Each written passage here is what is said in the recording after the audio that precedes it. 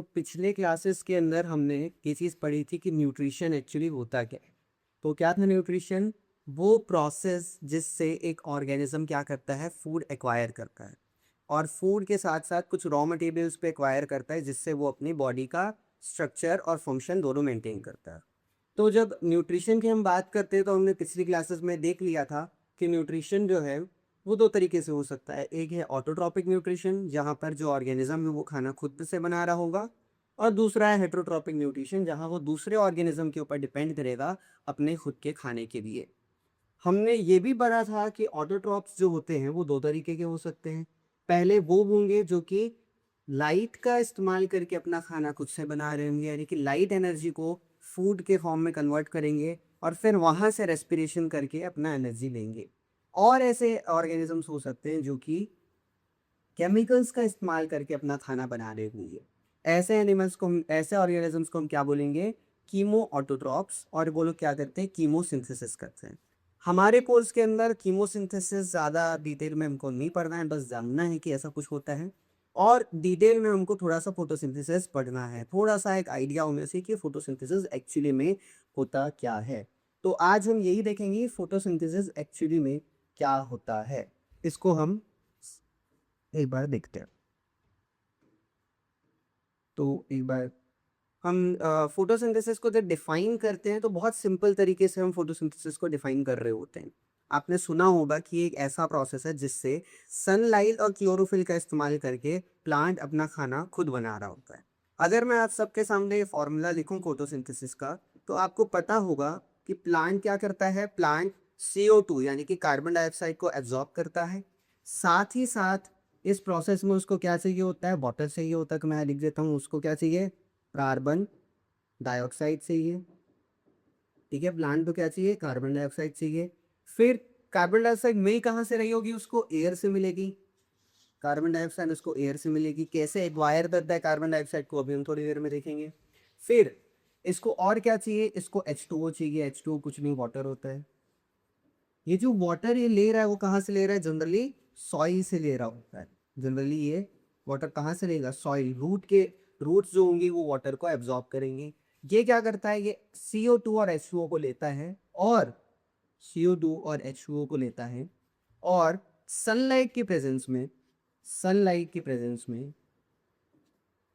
Chlorophyll का इस्तेमाल करके क्या करता है? ये इस कार्बन डाइऑक्साइड को रिड्यूस करता है, किसमें? ग्लूकोज में। और साथ में आप पाओगे कि ऑक्सीजन जो है वो रिलीज होता है। तो क्या बना? आपका ग्लूकोज बना, जो कि क्या है? कार्बोहाइड्रेट है। जो कि क्या है? कार्बोहाइड्रेट। ठीक है, इसी ग्लूकोज का इस्तेमाल करके क्या है? एनर्जी जनरेट करेगा आगे जा करके। तो हमने क्या देखा? हमने देखा कि कार्बन डाइऑक्साइड और H2O का इस्तेमाल करेगा प्लांट, किसके प्रेजेंस में? सनलाइट के प्रेजेंस में। और क्या यील्ड देगा? ग्लूकोज की यील्ड देगा। और साथ ही साथ ऑक्सीजन जो होगा वो रिलीज हो रहा होगा इन्वायरमेंट के अंदर। अब हम थोड़ा सा इसको समझते हैं कि ये क्या एक बार में ऐसे ही प्रोसेस हो जाता है, या इसमें कुछ कुछ स्टेप भी लगते हैं। आंसर मिलेगा उनको कि इस पूरे प्रोसेस के अंदर कुछ स्टेप्स जो हैं उसमें ये प्रोसेस होता है। एक बार में पूरा का पूरा प्रोसेस नहीं हो रहा होता है। तो क्या स्टेप है वो हम एक एक करके देखिए।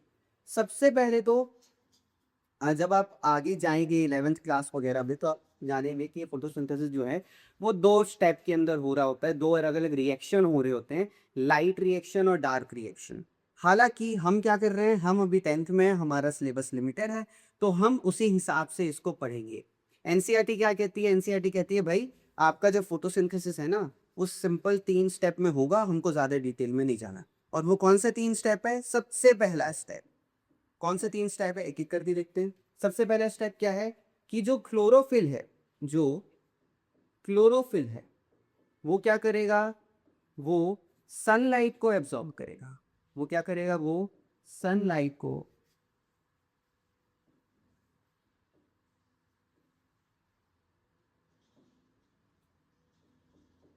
वो क्या करेगा? वो सनलाइट को एब्जॉर्ब करेगा। ये बात समझ में आई? क्लोरोफिल क्या है? क्लोरोफिल एक पिगमेंट है। क्लोरोफिल क्या है? क्लोरोफिल एक पिगमेंट है। एक खास पिगमेंट है जो कि क्यों बना है, सनलाइट को एब्जॉर्ब करने के लिए बना है। ठीक है, तो सबसे पहले स्टेप में क्या होगा, जो क्लोरोफिलिक पिगमेंट है ये क्या करेगा, ये सनलाइट को एब्जॉर्ब करेगा। अब आपके मन में क्वेश्चन आ सकता है कि ये जो क्लोरोफिल है वो कहाँ प्रेजेंट होता है। तो ये जो क्लोरोफिल है, ये जो पिगमेंट है जो जनरली ग्रीन कलर का होता है, जिसके कारण आपको पत्तियां भी ग्रीन कलर की दिखती हैं, वो कहाँ पे प्रेजेंट होगा, वो क्लोरोप्लास्ट में प्रेजेंट होगा। कहाँ प्रेजेंट होगा, क्लोरोप्लास्ट के अंदर प्रेजेंट होगा। इसके बाद जो दूसरा स्टेप है, जो हमारी एनसीईआरटी उनको बोलती है कि भाई दूसरा स्टेप क्या है, तो दूसरा स्टेप है जो लाइट एनर्जी आपको मिल रही है, जो लाइट एनर्जी आपको मिल रही है सनलाइट के फॉर्म में, उसको आप किस में कन्वर्ट करते हो, उसको आप केमिकल एनर्जी में कन्वर्ट करते हो। तो दूसरा स्टेप क्या हो गया, दूसरा स्टेप हुआ conversion of light energy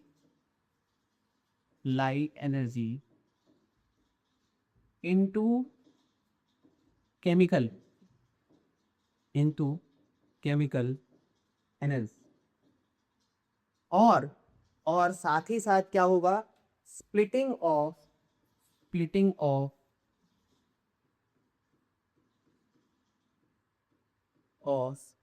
water, यानी कि H2O। इसको हम थोड़ा सा नीचे लेकर के आ जाते हैं, इस पूरे को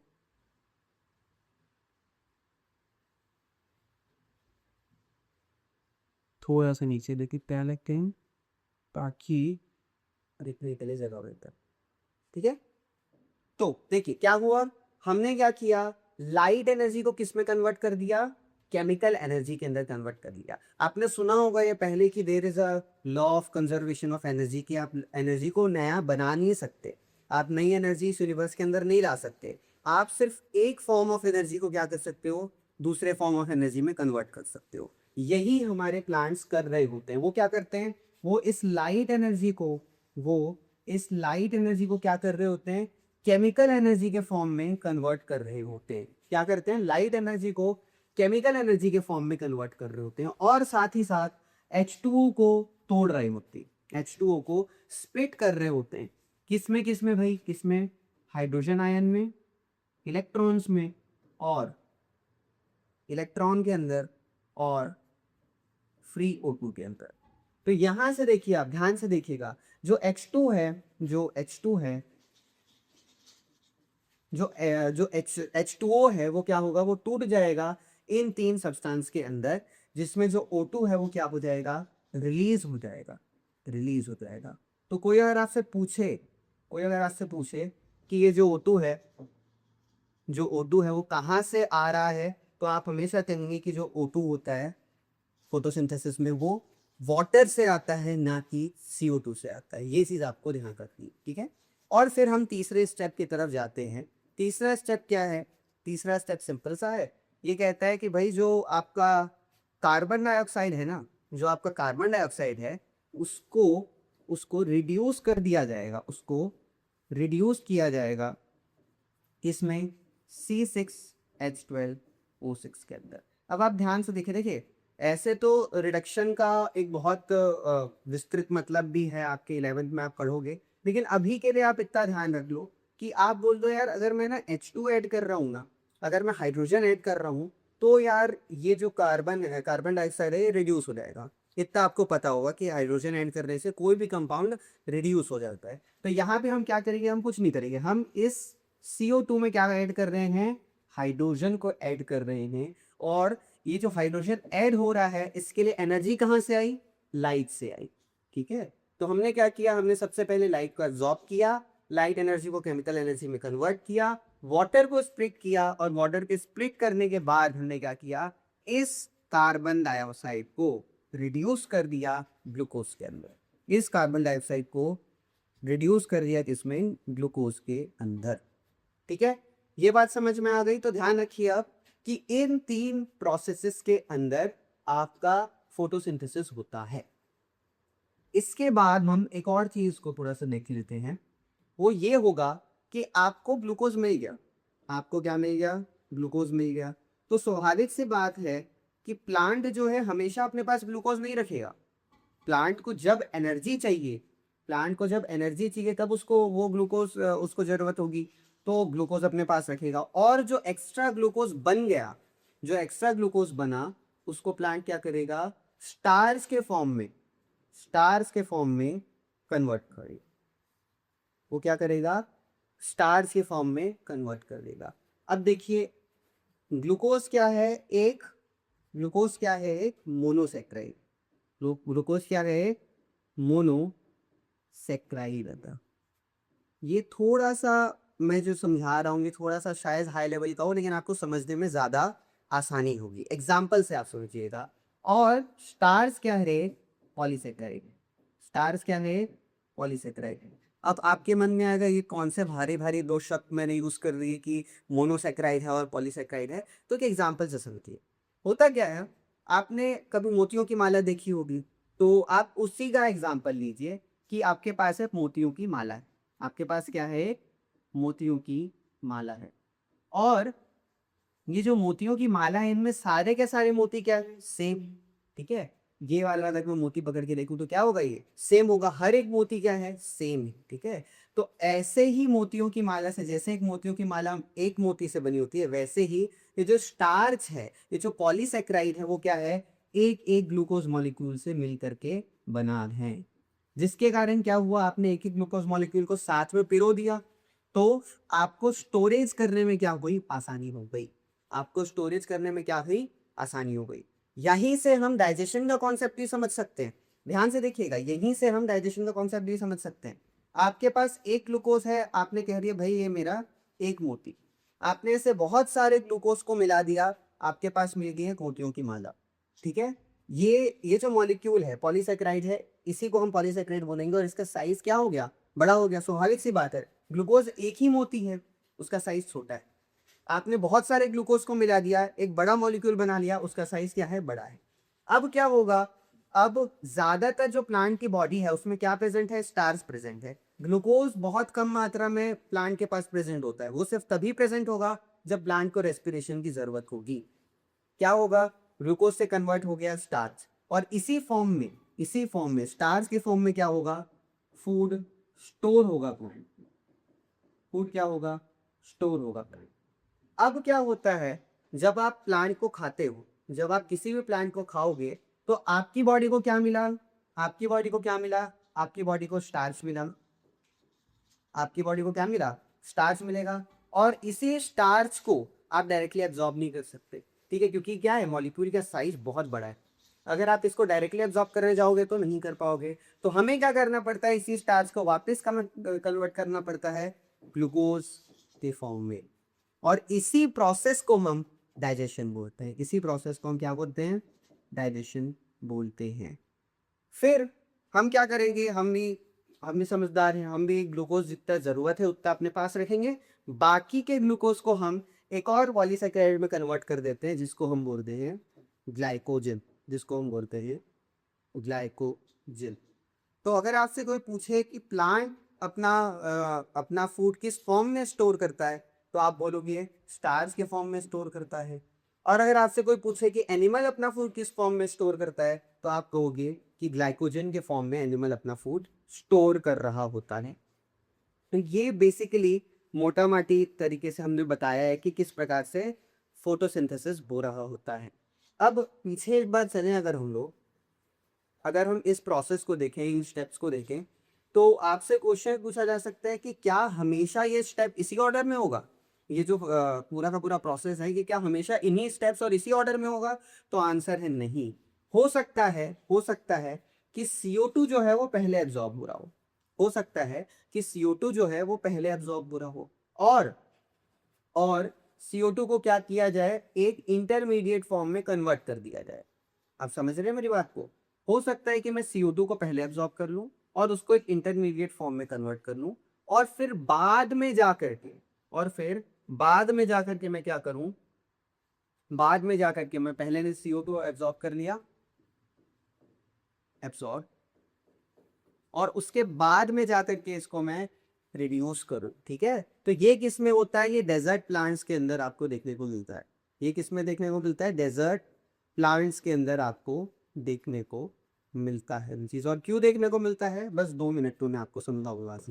ठीक है, तो हम एक बार वापस इस फॉर्मूले के ऊपर आते हैं। ये जो नीचे मैंने फॉर्मूला लिखा है और इसको थोड़ा सा ध्यान से देखते हैं। मैंने थोड़ी देर पहले कहा था कि ये जो CO2 है ये एयर के जरिए प्लांट की बॉडी के अंदर आता है। तो थोड़ा हम ये देखते हैं कि किस प्रकार से ये जो CO2 है ये किस प्रकार से एयर के जरिए हमारी प्लांट की बॉडी में आएगा। उसको देखने के लिए आपको एक डायग्राम समझने की जरूरत होगी। और ये डायग्राम जो है ये वाला डायग्राम देखिए। हम सबको पता है कि जो प्लांट होता है वो कहाँ पे अपना फोटोसिंथेसिस करता है, लीफ के अंदर करता है। ठीक है, तो जब प्लांट लीफ के अंदर अपना फोटोसिंथेसिस करेगा तो उसको सनलाइट लीफ के ऊपर चाहिए, और साथ ही साथ सनलाइट के साथ साथ जो CO2 है वो भी कहाँ सप्लाई होना चाहिए, लीफ के अंदर सप्लाई होना चाहिए। इसीलिए लीफ के ऊपर छोटे छोटे पोर्स होते हैं, छोटे छोटे पोर्स होते हैं जिनको हम क्या बोलते हैं, स्टोमेटा। जिनको हम क्या बोलते हैं, स्टोमेटा। अब स्टोमेटा क्या है, ये पोर्स हैं, माइन्यूट पोर्स हैं। ये क्या है, ये माइन्यूट छोटे छोटे एकदम पोर्स हैं जो कि प्लांट की बॉडी में प्रेजेंट होंगे, जिनसे हैवी अमाउंट में गैसियस एक्सचेंज होता है, जिसमें हैवी अमाउंट में गैसियस एक्सचेंज होता है। अब गैसियस एक्सचेंज में क्या मतलब है, इन छोटे छोटे पोर्स से CO2 अंदर आएगा और जो ऑक्सीजन है वो बाहर चले जाएगा। ठीक है, अब इसका ऐसे देखिए, आपने क्या किया, आपने ये जो डायग्राम है क्या बताने की कोशिश कर रहा है, आपने क्या किया, एक पत्ती ली। ठीक है, आपने एक पत्ती ली और उसको बीच से काट दिया। ठीक है, और बीच से काटने के बाद वो जो एक लाइनिंग आपको दिखेगी उसको आपने माइक्रोस्कोप के अंदर रखा और फिर आपने इस डायग्राम को देखा। इस प्रकार की चीजें आपको दिखेंगी। ये डायग्राम में क्या है, देखिए, ये जो सरफेस है जो नीचे तरफ है ये क्या है, जो लीफ है उसका नीचे का सरफेस है। ठीक है, और ऊपर जो है वो लीफ के ऊपर का सरफेस है। अब आप मेरे को ये बताइए, अगर आपके पास एक पत्ती है और आप उसको इस प्रकार से रखे हैं, ऊपर का सरफेस ऊपर की तरफ, नीचे का सरफेस नीचे की तरफ, तो धूप सबसे ज्यादा कहाँ पड़ेगी, स्वाभाविक सी बात है ऊपर के सरफेस पे पड़ेगी। तो धूप जब सबसे ज्यादा ऊपर के सरफेस पे पड़ रही है, अगर धूप सबसे ज्यादा ऊपर के सरफेस पे पड़ रही है, यहाँ पे पड़ रही है, देखिए इस सरफेस पे पड़ रही है, तो प्लांट क्या करता है, प्लांट बहुत समझदार होता है। और ये कौन सा प्लांट है, डाइकॉट प्लांट है। ये बहुत समझदार होगा। ये क्या करेगा, अपने उन सेल्स को जिसमें क्लोरोप्लास्ट है, अपने उन सेल्स को जिसमें क्लोरोप्लास्ट है वो ऊपर की तरफ बहुत अच्छे से अरेंज कर लेगा बिना ज्यादा डिस्टेंस के। ये चीज समझ में आ गई। यहाँ पे सबसे ज्यादा सनलाइट पड़ रही, यहाँ पे सबसे ज्यादा क्या पड़ रही है, सनलाइट पड़ रही है। तो यहाँ पे सबसे ज्यादा सनलाइट पड़ेगी। आपका प्लांट चाह रहा है कि ज्यादा से ज्यादा सनलाइट एब्जॉर्ब हो, यानी कि ज्यादा से ज्यादा क्लोरोफिल जो हो वो इस तरफ दिखे। और इसीलिए ऐसे प्लांट्स, ऐसे सेल्स जिनमें ज्यादा क्लोरोप्लास्ट है वो क्या होते हैं, वो ऊपर की तरफ कॉम्पैक्टली यानी कि पास पास होकर के अरेंज हो जाते हैं इस एक द्वारा। ठीक है, आप देखेंगे यहाँ पर आपको क्या नहीं दिख रहा है, डिस्टेंस नहीं दिख रहा है सेल के बीच में। क्यों, क्योंकि कॉम्पैक्टली अरेंज है और यहाँ पर सारे के सारे क्लोरोप्लास्ट लाइन है। ठीक है, अब एक एक करके हम वो देख लेते हैं कि लिखा क्या क्या है। देखिए, वैक्सी क्यूटिकल। वैक्सी क्यूटिकल क्या है, क्यूटिकल का मतलब होता है कवरिंग, एक इलास्टिक से कवरिंग जो कि इस लीफ को क्या करेगी, प्रोटेक्ट करेगी। ठीक है, तो एक वैक्सी क्यूटिकल है और साथ ही साथ प्रोटेक्शन से ज्यादा इसका काम होता है मॉइस्चर को रिटेन करके रखता है, पानी बाहर ना जा सके, इसलिए मॉइस्चर को रिटेन करने के लिए एक वैक्सी क्यूटिकल यहाँ पे प्रेजेंट होगा। उसके बाद क्या है, अपर एपिडर्मिस। एपिडर्मिस का क्या मतलब है, जो आउटर मोस्ट लेयर है प्लांट की उसको हम एपिडर्मिस बोलते हैं। उसके बाद जो सेल है उनके अंदर क्या मिलेगा आपको, क्लोरोप्लास्ट मिलेगा। यहाँ से लाइट है, क्लोरोप्लास्ट ने क्या किया, सनलाइट को क्लोरोफिल ने क्या किया, सनलाइट को एब्जॉर्ब कर दे। अब नीचे की तरफ देखो, नीचे की तरफ आपको दिखेगा कि जो सेल्स हैं वो दूर दूर अरेंज है। सेल्स के बीच में इंटर सेल्यूलर स्पेस बहुत ज्यादा है। उसका कारण क्या है, उसका कारण सिंपल सा है कि जब एयर स्टोमेटल पोर से अंदर आए, जब एयर यानी कि CO2 या कि O2 स्टोमेटल पोर से अंदर आए, तो वो उसके पास जगह हो एक सेल से दूसरे सेल जाने की थ्रू डिफ्यूजन। ठीक है, एक जगह से दूसरे जगह जाने की कैसे, डिफ्यूजन के जरिए वो अंदर आएगी और एक एक सेल के अंदर डिफ्यूजन के थ्रू जाएगी। इसलिए नीचे की तरफ क्या है, सेल दूर दूर अरेंज है। और फिर आप देखते हैं लोअर एपिडर्मिस, जो कि फिर से नीचे की आउटर मोस्ट कवरिंग होगी। ठीक है, तो ये जो पोर आपको दिखा, ये जो पोर आपको दिखा, जो पोर क्या है, स्टोमेटल पोर है, यहाँ से क्या होगा, सारा का सारा रेस्पिरेटरी एक्सचेंज होगा। ये बात क्लियर है? अगर ये बात क्लियर है तो हम थोड़ा सा देखेंगे कि ये स्टोमेटा दिखता कैसा है। इसको थोड़ा सा और डिटेल में हम देखते हैं कि स्टोमेटा दिखता कैसा है। पीछे जाते हैं पर, हाँ ये, तो स्टोमेटा दिखता कैसा है इसको एक बार देख लीजिए। ये जो है ये आपका डायग्राम है स्टोमेटा का।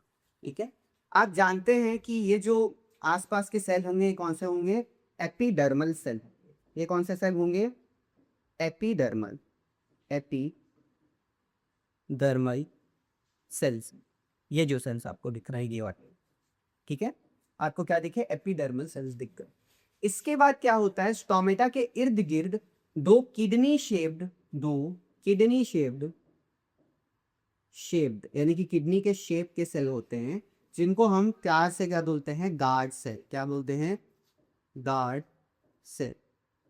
ठीक है, ये देखिए, ये जो दो किडनी के शेप के सेल हैं उनको हम क्या बोलेंगे, गार्ड सेल। अब इन गार्ड सेल की खास बात क्या होती है, जब स्टोमेटा को खुलना होगा, जब स्टोमेटा को, अभी देखिए ये वाला स्टोमेटा देखिए, ये बंद है, ये वाला स्टोमेटा क्या है, बंद है। तो होगा क्या कि जब ये बंद स्टोमेटा को खुलना होगा तो ये जो गार्ड सेल हैं, इन गार्ड सेल के अंदर क्या होगा, पानी भरेगा। इन गार्ड सेल के अंदर क्या होगा, आसपास की सेल से पानी ऑस्मोसिस करके इन गार्ड सेल के अंदर आ जाएगा। अब स्वाभाविक सी बात है, जब पानी इन गार्ड सेल के अंदर आएगा तो ये गार्ड सेल क्या होंगे, स्वेल हो जाएंगे, फूल जाएंगे, और फूलेंगे तो ये गार्ड सेल क्या हो जाते हैं, खुल जाते हैं। देखिए ऐसा गार्ड सेल इस प्रकार से हैं। अब इनके अंदर पानी आया, धीरे से क्या हो जाएंगे, खुल जाएंगे, और जैसे ही खुले वैसे ही क्या होगा, रेस्पिरेटरी गैसेस का एक्सचेंज यानी कि CO2 और O2 का एक्सचेंज यहाँ से चालू हो जाएगा। ठीक है, एक और चीज जो कि स्टोमेटा के थ्रू होती है वो है H2O का रिलीज। H2O का रिलीज किस फॉर्म में, वेपर के फॉर्म में। वेपर के फॉर्म में बहुत सारा वाटर जो है इस स्टोमेटल पोर से निकलता है। तो अभी मैंने थोड़ी देर पहले कहा था कि जो डेजर्ट प्लांट्स होते हैं ना, जो डेजर्ट प्लांट्स होते हैं वो अपने स्टोमेटा दिन में बंद ही रखते हैं। क्यों ऐसा, क्योंकि बहुत सारा पानी जो है वो स्टोमेटा से रिलीज हो सकता है, और डेजर्ट के जो प्लांट है उनको पानी पहले ही कम मिलता है, तो वो क्या करते हैं, वो अपने स्टोमेटा दिन में बंद रखते हैं। अपना स्टोमेटा कब खोलते हैं, रात को खोलते हैं। अब जैसे उन्होंने रात को स्टोमेटा खोला, उनको CO2 मिला रात को। ठीक है, अब ये जो CO2 है ये कौन से फॉर्म में है, गैसियस फॉर्म है।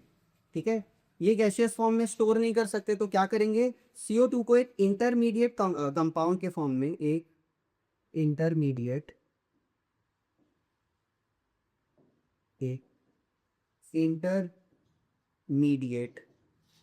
कंपाउंड के फॉर्म में स्टोर कर लेंगे, और फिर जब दूसरे दिन लाइट आएगी तो इस इंटरमीडिएट कंपाउंड को रिड्यूस करके वो क्या बना लेंगे, ग्लूकोज बना देंगे। वो क्या करेंगे, इस इंटरमीडिएट कंपाउंड को रिड्यूस करके ग्लूकोज बना लेंगे।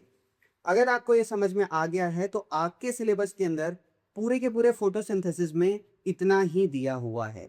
ठीक है, तो होपफुली आपको समझ में आया होगा। अगर समझ में आया है तो आप लाइक कर सकते हैं वीडियो को, और अगर कोई डाउट आता है तो उसके लिए कमेंट सेक्शन है, वहां जा करके आप डाउट पूछ सकते हैं। धन्यवाद।